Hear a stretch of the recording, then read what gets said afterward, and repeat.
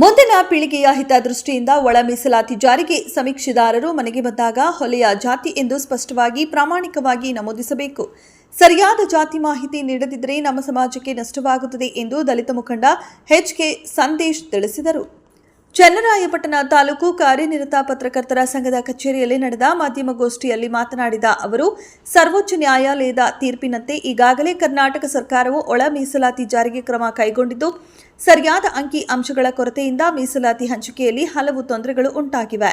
ಇದನ್ನು ಪ್ರತಿಯೊಬ್ಬ ವಿದ್ಯಾವಂತರು ಹಾಗೂ ನೌಕರರು ಮನಗೊಂಡು ಜಾತಿ ಜನಗಣತಿಯ ಮಾಡಿಸುವ ಸಂದರ್ಭದಲ್ಲಿ ಹೊಲೆಯ ಎಂದು ಕಡ್ಡಾಯವಾಗಿ ಬರೆಸಬೇಕು ಎಂದು ವಿನಂತಿ ಮಾಡಿದರು. ಇಂಟರ್ನೆಟ್ ಸಮಸ್ಯೆಯಿಂದ ಹಲವು ಗ್ರಾಮಗಳಲ್ಲಿ ಜಾತಿ ಗಣತಿಯು ಅಪೂರ್ಣಗೊಂಡಿರುತ್ತದೆ. ಆದ ಕಾರಣ ರಾಜ್ಯ ಸರ್ಕಾರವು ಈ ತಿಂಗಳ ಅಂತ್ಯದವರೆಗೆ ಜಾತಿ ಜನಗಣತಿಯ ಸಮೀಕ್ಷೆಯನ್ನು ವಿಸ್ತರಣೆ ಮಾಡಬೇಕೆಂದು ಮನವಿ ಮಾಡಿದರು. ಇವತ್ತು ಕರ್ನಾಟಕ ಸರ್ಕಾರ ಪರಿಶಿಷ್ಟ ಜಾತಿಯ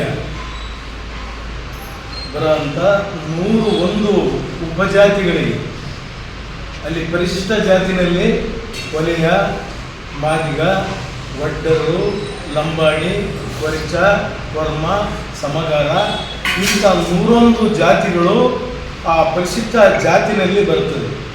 ಹಂಗಾಗಿ ಮೀಸಲಾತಿ ಕೂಡ ಸಂದರ್ಭಕ್ಕೆ ಒಂದು ಆಯೋಗವನ್ನು ರಚನೆ ಮಾಡಿ, ಈಗಾಗಲೇ ನಾಗಮೋಹನ್ ದಾಸ್ ಅವರು ಹೈಕೋರ್ಟ್ ರಿಟೈರ್ಡ್ ಜಡ್ಜ್ ಅವರು ಅವ್ರನ್ನ ಏಕಸದಸ್ಯ ಆಯೋಗನ ಒಂದು ವೇಳೆ ಇಲ್ಲಿ ಮಿಸ್ ಆದರೆ ಅಲ್ಲಿ ಮನೆ ಮನೆ ಗಣತಿ ಕಾರ್ಯ ಸಿಗದೇ ಇದ್ರೆ ಅವರು ಹೋಗಿ ಎಲ್ಲಿ ಓಟ್ ಹಾಕಿದಾರೋ ಆ ಜಾಗದಲ್ಲಿ ಒಬ್ಬ ಸರ್ಕಾರಿ ಅಧಿಕಾರಿ ನೇಮಕ ಮಾಡ್ತಾರೆ.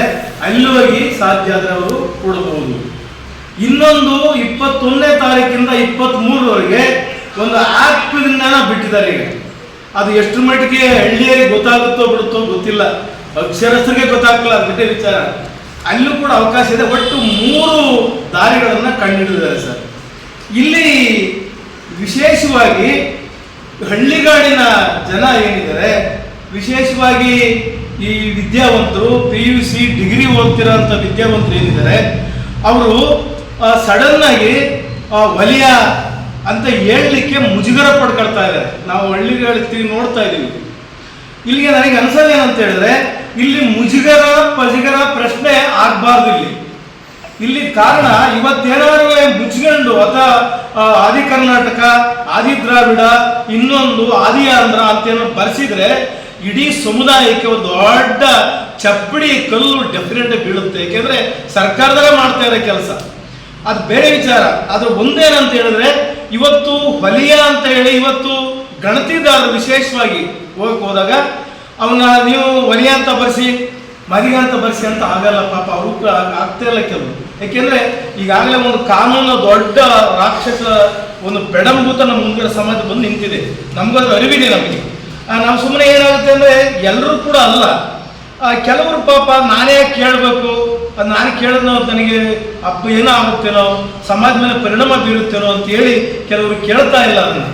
ಹಂಗಾಗಿ ನಾನು ಅತ್ಯಂತ ಕಳಕಳಿ ಮನವಿ ಮಾಡೋದೇನಂತ ಹೇಳಿದ್ರೆ, ಪರಿಶಿಷ್ಟ ಜಾತಿಲಿ ಬರೋಂಥ ಒಂದು ವೇಳೆ ನಾನು ಗಣತಿದಾರರಿಗೆ, ಉಪಾಧ್ಯಾಯರಿಗೆ ನಾನು ಕಳಕಳಿ ಮನವಿ ಮಾಡೋದೇನಂತ ಹೇಳಿದ್ರೆ, ದಯವಿಟ್ಟು ತಾವು ಯಾವುದೇ ಥರ ಮುಜುಗರ ಹಾಕಲಿ, ನಿಮ್ಗೆ ಯಾವುದೇ ಥರದ ಅವಾಂತರ ಬರುತ್ತೆ ಅಂತ ಹೇಳಿ ಪ್ರಶ್ನೆ ಅಲ್ಲ.